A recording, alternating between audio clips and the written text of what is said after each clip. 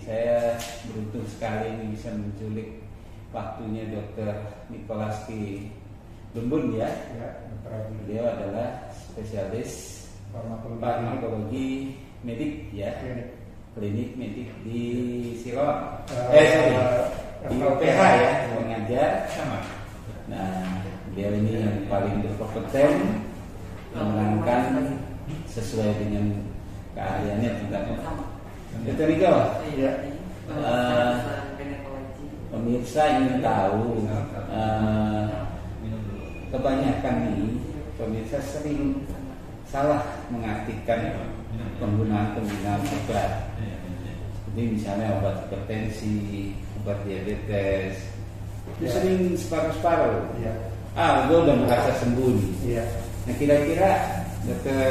Niko bisa memberikan pesan. Kita buka masker karena kita di sini bersama-sama negatif, tidak terbatas di ruangan ini. Mungkin kita bisa buka ya. Nah, silakan. Nggak kelihatan wajah gantengnya. Silakan.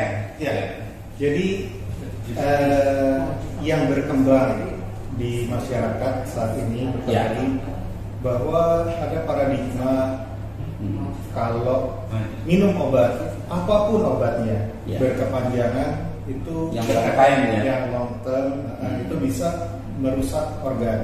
Ada benarnya, tapi tidak sepenuhnya benar.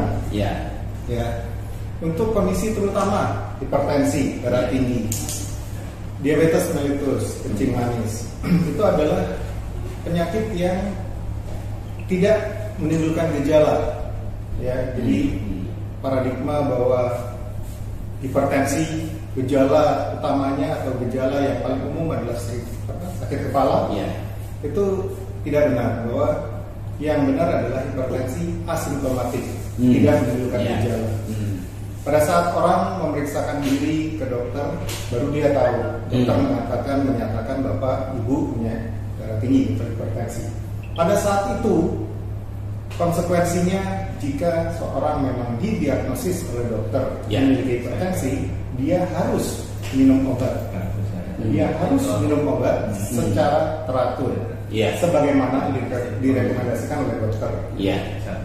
Dan jika tidak minum obat, proses perjalanan penyakitnya sudah pasti akan menimbulkan kerusakan organ, pembuluh darah, jantung, dan ginjal. Nah, oleh karena itu perlu pencegahan dengan menggunakan obat antihipertensi. Jadi tujuan utama obat antihipertensi bukan menurunkan tekanan darah, yang utama adalah mencegah kerusakan organ. Jadi kayak semacam bendungan ya dok. Tapi masyarakat itu bosen dok. Dokter aja banyak yang bosen loh dok. Misalnya dia menderita diabetes. Kayaknya diponis seumur hidup dia harus minum obat. Itu gimana dok? Jadi tata laksana untuk diabetes, hipertensi adalah yang utama gaya hidup. Baru setelah itu yang lainnya termasuk obat. Dan perjalanan diabetes ini perjalanan yang kronis, perlahan dan merusak. Pasti merusak. Tidak ada kata lain, penyakit ini harus dikendalikan karena penyakit ini tidak bisa sembuh. Kita sudah punya banyak sekali penelitian dan sudah disetujui bahwa penyakit-penyakit kronis ini harus dikendalikan dan tidak bisa sembuh. Kalau enggak organnya tambah rusak Saya rasa itu yang perlu menjadi perhatian. Tentunya konsultasinya harus misalnya dengan minum obat diabetes yang lama, itu diperiksa HbA1c. Dokter bisa nerangin dok tentang hal ini. Jadi untuk kendali penyakit diabetes mellitus itu perlu pemeriksaan kadar gula darah. Pemeriksaan kadar gula darah yang paling baik adalah HbA1c. Dia bisa memberikan gambaran kadar gula darah selama 3 bulan terakhir. Nah, gambaran HbA1c itu menjadi patokan apakah gula darah seseorang sudah terkendali, baik melalui dietnya, baik melalui exercise-nya, maupun obat-obatannya. Jika belum mencapai target, ini harus dikejar. Jadi, jangan bosan untuk konsultasi ke dokter yang kompeten ya.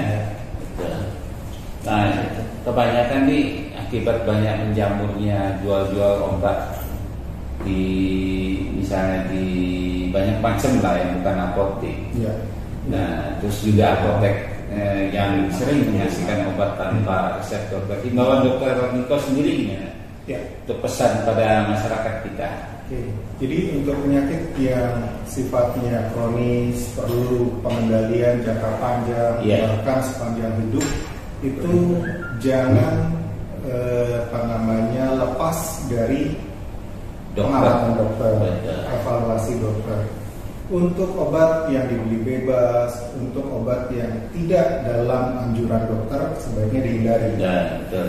Penggunaan obat-obat tradisional bukannya saya a priori, saya mendukung dengan obat-obat herbal, tapi perlu dipastikan bahwa obat herbal itu memang sudah diuji kualitasnya, kemudian juga efektivitasnya.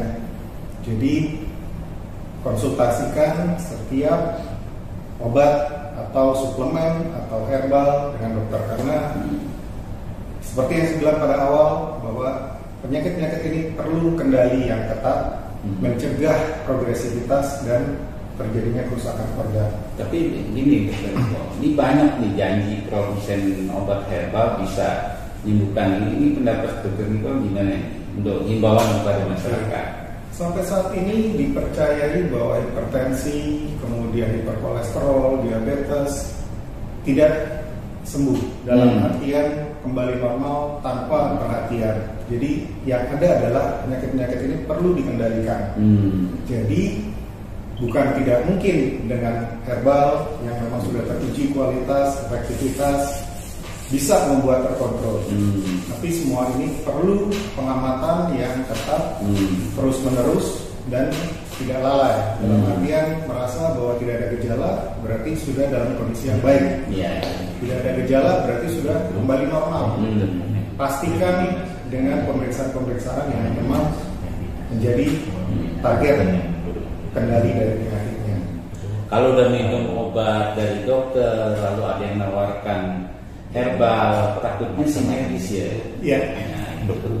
Nah, atau dia mengurangi efeknya ya. Betul. Nah, pemirsa mungkin tadi penjelasan singkat dari Dokter Nikolaski Kebun.